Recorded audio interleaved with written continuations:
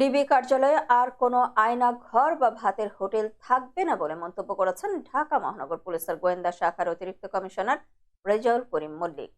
আজ শনিবার দুপুরে ঢাকা মহানগর পুলিশের মিডিয়া সেন্টারে আয়োজিত মিট দ্য প্রেস অনুষ্ঠানে তিনি এই মন্তব্য করেন।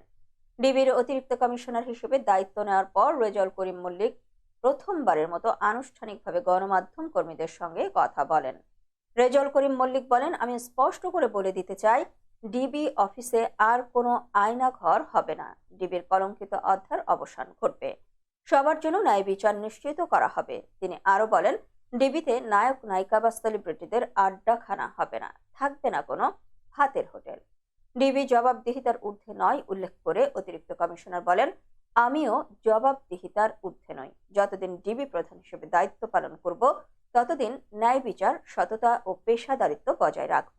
ডিবির ভেতরে কোনো ধরনের অন্যায়, ক্ষমতার অপব্যবহার বা দুর্নীতি সহ্য করা হবে না বলেও আশ্বাস দেন তিনি।